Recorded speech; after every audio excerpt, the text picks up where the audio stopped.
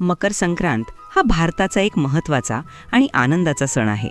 मकर संक्रांत साजरी करण्यामागे धार्मिक, वैज्ञानिक आणि सामाजिक अशी अनेक महत्त्वाची कारणे या व्हिडिओत आपण पाहणार आहोत. खगोलशास्त्रानुसार या दिवशी सूर्य धनु राशीतून बाहेर पडून मकर राशीत प्रवेश करतो, म्हणून याला मकर संक्रांत म्हणतात. या दिवसापासून सूर्याचे उत्तरायण सुरू होते, म्हणजेच सूर्य उत्तर गोलार्धाकडे झुकू लागतो. यामुळे दिवस मोठे आणि रात्री लहान होऊ लागतात. मकर संक्रांतीची पौराणिक कथा सूर्यदेव आणि शनिदेव यांच्यातील संबंधांवर आधारित आहे, जिथे सूर्यदेव म्हणजे वडील आणि शनिदेव म्हणजे मुलगा यांच्यात सुरुवातीला दुरावा होता. मकर राशीत सूर्याच्या प्रवेशामुळे संक्रांतीच्या दिवशी ते भेटतात, ज्यामुळे हा दिवस पितापुत्राच्या मिलनाचा, समेट घडवण्याचा आणि पापांचा नाश करण्याचा दिवस मानला जातो. जिथे काळ्या तिळाने पूजा केल्यास शनी दोषातून मुक्ती मिळते असे मानले जाते. एका कथेनुसार संक्रांती देवीने मकर संक्रांतीच्या दिवशी संकरासूर नावाच्या राक्षसाचा वध केला आणि लोकांना त्याच्या त्रासातून मुक्त केले. दुसऱ्या दिवशी म्हणजे किंक्रात दिवशी तिने किंक्रात राक्षसाचा वध केला.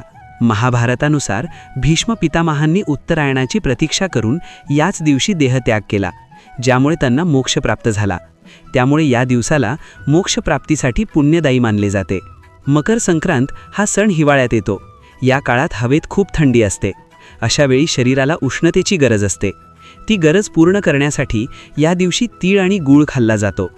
तीळ आणि गूळ हे दोन्ही पदार्थ उष्ण प्रकृतीचे असून ते आरोग्यासाठी फायदेशीर असतात.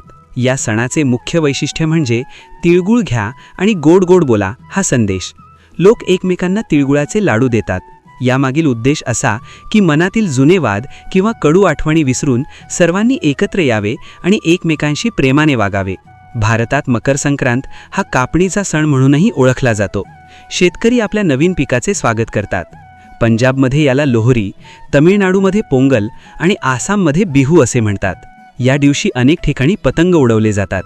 पतंग उडवण्यामागे वैज्ञानिक कारण असे की कडाक्याच्या थंडीत लोक घराबाहेर पडावेत आणि उन्हात उभे राहून पतंग उडवावेत, जेणेकरून शरीराला व्हिटॅमिन डी म्हणजे जीवनसत्व ड मिळेल. मकर संक्रांत हा सण आपल्याला अंधाराकडून प्रकाशाकडे जाण्याचा आणि द्वेष सोडून प्रेम वाटण्याचा संदेश देतो. निसर्गातील बदल आणि मानवी नातेसंबंधांचा मेळ घालणारा हा अत्यंत पवित्र सण आहे. मकर संक्रांतीच्या सर्वांना हार्दिक शुभेच्छा.